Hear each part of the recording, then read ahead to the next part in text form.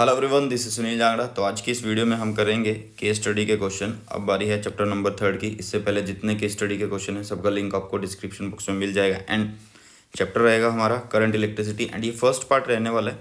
इसको हम 2 पार्ट के अंदर करेंगे क्योंकि एक बुक और है एग्जाम क्रैकर, उसमें भी 3-4 जो केस स्टडीज़ है वो भी मैं आपको करवा दूंगा।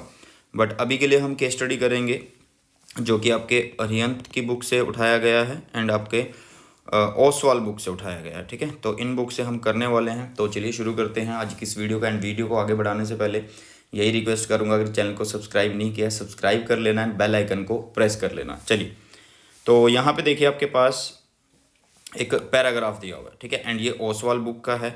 ठीक है, ओसवाल बुक का है। ठीक है, एंड अगर किसी ने पिछली क्लासेस लगाई हैं तो उनको पता होगा कि जो ओसवाल बुक के स्टडीज़ होते हैं वो बहुत आसान होते हैं। ठीक है, इसमें भी कुछ ऐसे ही दिया हुआ है, तो इसको एक बार पढ़ लेते हैं। Small industries service institute Takyelpat industrial estate Imphal has design and electric toaster which is operated at 220 volt AC single phase and available in 4 different rated capacities: 600 watt, 750 watt, 1000 watt and 1250 watt. The heating element is made of nichrome 820. 820 means 80% nickel and 20% chromium. Since nichrome does not get oxidized readily at high temperature and have higher resistivity, so produces more heat. The element is wound separately on mica sheet and fitted with the body of toaster with the help of ceramic terminal. चलिए, तो अब इससे related अब question करते हैं। ठीक है, यहाँ पे आपको एक इलेक्ट्रिक टोस्टर बताया गया है जो एक इंडस्ट्री बनाती है, इम्फाल टेक्सटाइल है ये। ठीक है, एंड जो हमारा टोस्टर है ये 220 वोल्ट AC सिंगल फेस पे चलता है। 4 कैपेसिटीज़ के अंदर आता है ये। अलग अलग पावर इसकी दी हुई हैं, 600 vote, 750 vote, 1000 vote and 1250 vote. Heating element जो इसमें यूज्ड होता है वो नाइक्रोम होता है, जिसके अंदर 80% निकल होता है एंड 20% क्रोमियम। इस तरह की चीज़ें यहाँ पे दी गई हैं। ठीक है, तो पहला क्वेश्चन करते हैं। देखिए, फर्स्ट क्वेश्चन के अंदर इसने अब क्या बोला आपसे। इस क्वेश्चन में बोल रहा है heating element of the toaster is made of. तब देखो, heating element of the toaster is made of, इसी पैराग्राफ में इसका आंसर है। तो यहाँ पे देखिए लिखा हुआ है the heating element is made of nichrome. किसका बना होता है? नाइक्रोम का। ठीक है, तो इसका आंसर क्या आ जाएगा? इसका आंसर आ जाएगा नाइक्रोम। क्या आ जाएगा? नाइक्रोम आ जाएगा। ठीक है, नाइक्रोम। क्लियर है इतनी चीज़ क्लियर हुई? क्या क्या आ गया आपके पास? नाइक्रोम आ गया। चलिए, नेक्स्ट बात करते हैं सेकंड क्वेश्चन की। सेकंड क्वेश्चन में क्या दिया हुआ? What is meant by 80-20 nichrome. आपका क्या मतलब है 80-20 नाइक्रोम से? तो यहाँ देखिए 80-20 लिखा हुआ है ना, मेड ऑफ नाइक्रोम ऑफ 80-20, और उसके ब्रैकेट में लिखा क्या? 80% निकल 20% क्रोमियम। ठीक है, तो यहाँ पे कौन सा ऑप्शन है? वो 80% निकल एंड 20% क्रोमियम कौन सा है? तो ऑप्शन बी आपका सही है, क्योंकि देखो ये रहा 80% निकल क्रोमियम। ठीक है, ये रहा 80% निकल एंड 20% क्रोमियम। क्लियर है? इस तरह से क्वेश्चन आपके ओसवाल की बुक में दिए हुए हैं। अगर इतने ईजी आ जाते हैं तो भैया 8 नंबर आपके फ्री के हैं। ठीक है, आने चाहिए क्योंकि फर्स्ट टाइम आ रहे हैं तो इजी आने चाहिए। चलिए नेक्स्ट देखिए क्या है नेक्स्ट इसके अंदर। Which one will consume more electricity. अब इसमें आपको अलग अलग कैपेसिटीज़ दे रखी हैं, 600, 750, 1000, 1250। ठीक है, तो फिर यहाँ पे ऑप्शन दिया और बताया कि बोला कि कौन इसमें मोर इलेक्ट्रिसिटी को कंज्यूम करेगा। तो जो इसकी पावर ज़्यादा होगी वही कंज्यूम करेगा। तो आंसर इज 1200 वोट। ठीक है, 1200 वोट। क्या आएगा आंसर? 1200 वोट आएगा। क्लियर है? इतनी चीज़ समझ में आ गई। चलिए नेक्स्ट क्वेश्चन देखिए, क्वेश्चन नंबर 4 क्या दिया हुआ है? Operating voltage of the device is.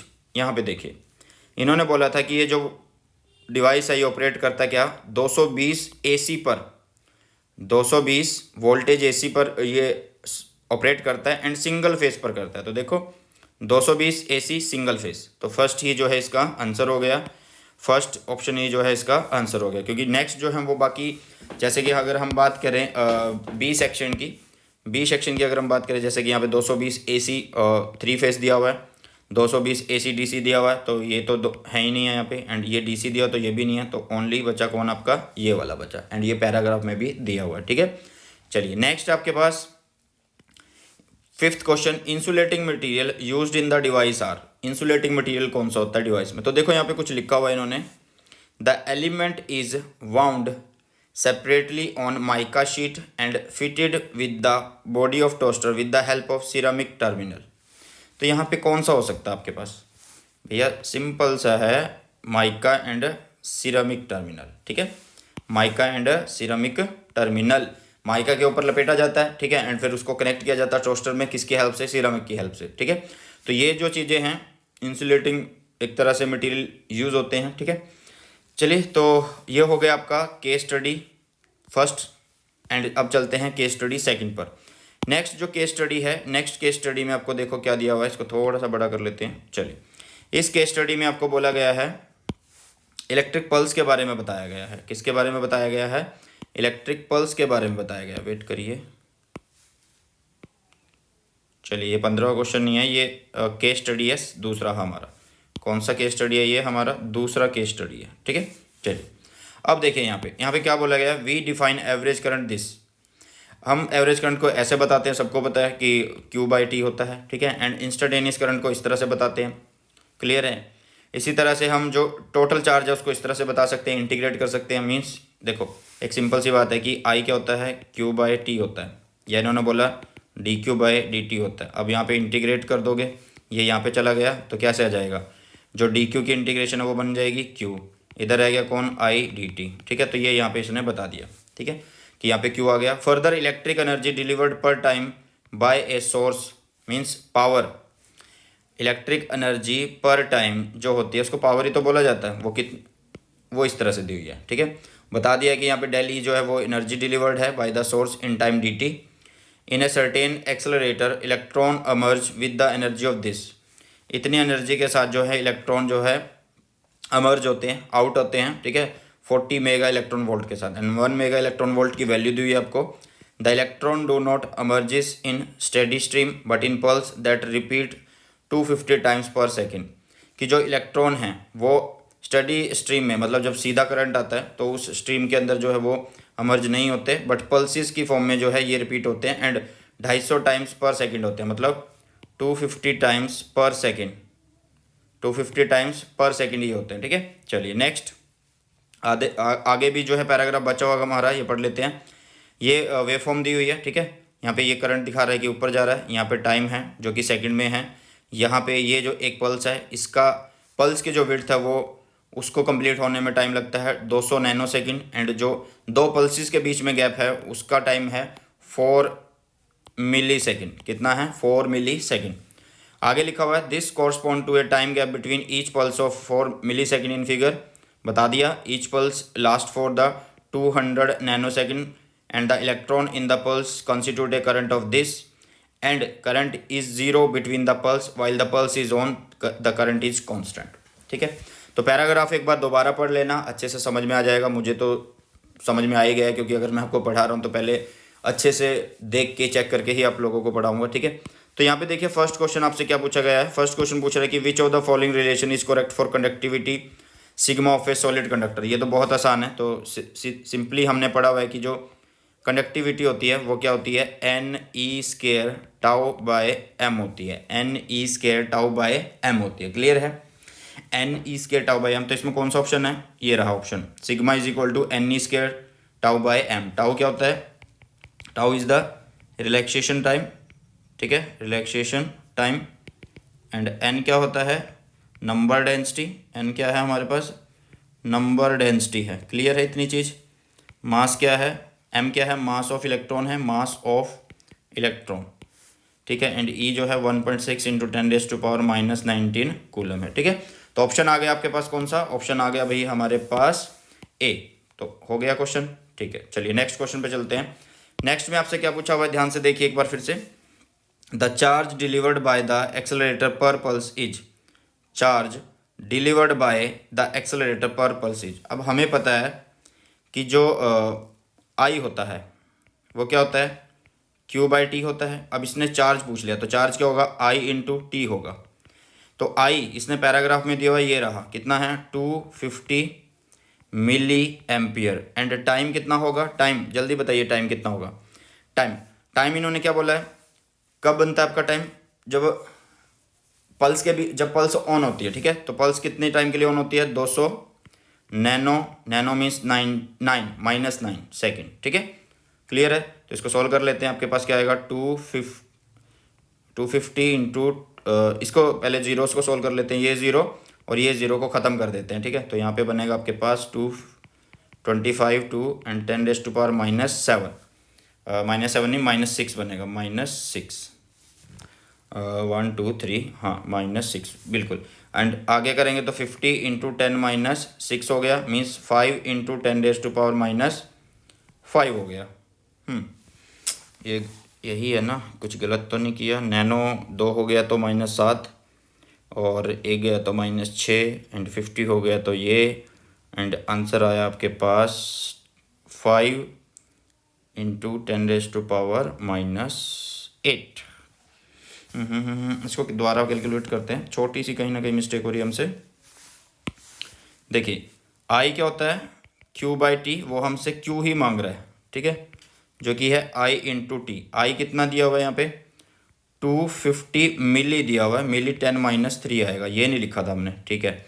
Time कितना दिया हुआ है 200 नैनो दिया हुआ है, नैनो सेकेंड, ठीक है। अब करते हैं इसको, तब ये बनेगा 250 इंटू 200 इंटू 10⁻12 अभी के लिए। तो ये 2 ज़ीरो ये और एक ये 3, तो यहाँ पे होगी ये प्लस, तो बना हमारे पास क्या 50 इंटू 10⁻9 एंड इसको फिर इस जीरो को भी ख़त्म कर देते हैं तो 10⁻8 बन गया और ये आ गया ऑप्शन हो गया हमारे पास बी।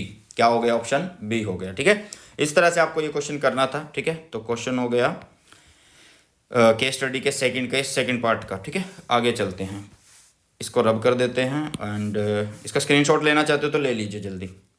चल अब करते हैं हमारा third question. The number of electron delivered per pulse is, number of electron delivered, number of electron पूछ रहा है आपसे। थर्ड के लिए बात करना चाहते हैं हम, तो ये थर्ड में पूछ रहा है नंबर ऑफ इलेक्ट्रॉन।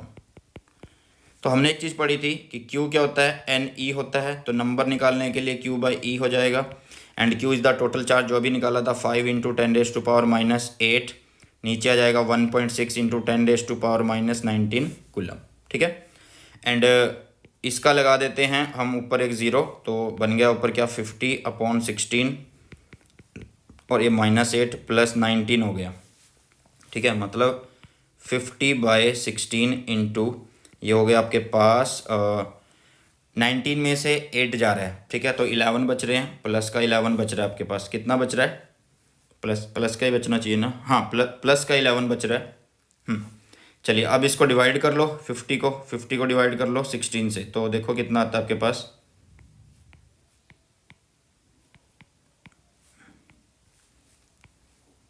ठीक है। ये हो गया आपके पास तो अराउंड आपके पास कितना आंसर आ रहा है 3.12 इंटू 10⁻11 आ रहा है। एंड ये ऑप्शन हमारा कौन सा हो सकता है, ये ऑप्शन हो सकता है हमारा थर्ड। कौन सा हो सकता है, थर्ड हो सकता है, तो ये हुआ थर्ड, ठीक है। वहाँ पे 3.13 है तो कोई बात नहीं, 3.12 तक तो हम पहुँच ही गए हैं, तो इतना तो कैलकुलेशन, इतना तो मार्जिन रहता ही है, ठीक है। चलिए तो इस तरह से ये थर्ड पार्ट करना था। नेक्स्ट चलते हैं इसके फोर्थ पार्ट पर। फोर्थ पार्ट में देखिए आपसे क्या पूछा गया है।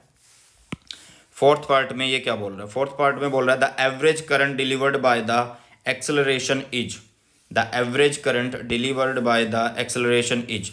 आपको करंट निकालना है, ठीक है। तो करंट कैसे निकालते हैं, देखो I is equal to Q/T करके निकालते हैं। Q कितना है 5 इंटू 10⁻⁻8 है, ठीक है। मीन्स एक तरह से आप इसको ऐसे लिख लो, 5 इंटू 10⁻8 लिखो सीधा, 5 इंटू 10⁻⁻8 है, ठीक है। हो गया ये।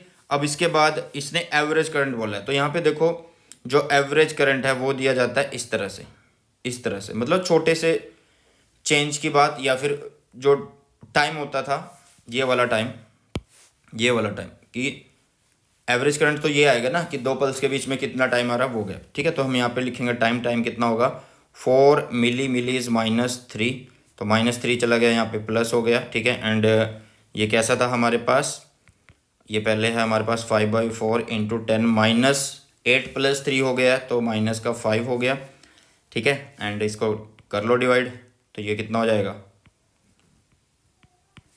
ठीक है, 10-5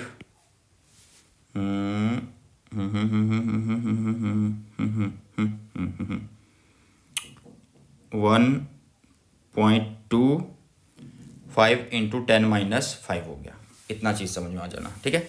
चलिए अब यहाँ पे हमारे पास क्या हो गया भाई, अब इसको और क्वेश्चन करते हैं, मतलब इस क्वेश्चन को ऑप्शन के अकॉर्डिंग कर लेते हैं। तो ये 1.25 है तो नीचे लग गया 100 इंटू 10-6 हुआ, ये 5 हुआ, 6 ऊपर भेज दिया तो यहाँ -6 हो गया, ये 10 0 यहाँ से ख़त्म, तो मतलब 12.5 इंटू 10-6 ये आपका आंसर आएगा। एंड आंसर है आपका क्वेश्चन 4th का सी, क्योंकि 12.5 माइक्रो एम्पियर आ रहा है तो 12.5 this is the micro and current है तो एम्पियर, ठीक है।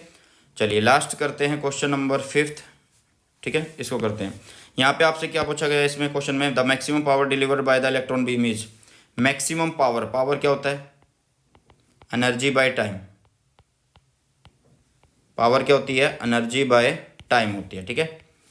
पावर तो तभी कंज्यूम होगी ना जब ऑन होगा, ठीक है। तो एनर्जी यहाँ पे कितनी दी हुई थी, एनर्जी यहाँ पे दी हुई थी, ये रही 40 mega electron volt, 40 mega electron volt. And time कितना दिया है, कब है ऑन, इस पोजीशन में ऑन है तो 200 इंटू नैनो इज -9, ठीक है। तो पावर इस तरह से आएगा। एंड इसका जो आंसर है ऑप्शन देख के आपको कमेंट करना है कमेंट सेक्शन में, ठीक है। और मुझे भी पता लगे कि आप कमेंट करिए आंसर को, ठीक है। एंड मुझे पता लगे कि आप अच्छे से पढ़ रहे हो एंड इन केस स्टडी को सीरियसली ले रहे हो, ठीक है। एंड भैया कोई बुक नहीं है आपके केस स्टडी की, तो जितने चीज़ करवाई जाती है उसको अच्छे से पढ़ लिया करो, बहुत अच्छा रहता है, ठीक है। एंड ये थे हमारे केस स्टडी एंड ये था आपका चैप्टर 3rd का फर्स्ट पार्ट एंड कल आएगा आपका सेकंड पार्ट, ठीक है। आई होप कि वीडियो आपको पसंद आई होगी एंड अच्छे से आप पढ़ भी रहे होंगे। एंड साथ में जो रिवीजन सीरीज है वो मैंने स्टार्ट की हुई है अनअकैडमी पर, उसका जो भी और लिंक है आपको डिस्क्रिप्शन बॉक्स में मिल जाएगा। फ्री स्पेशल क्लासेस हैं, एनरोल कर सकते हो।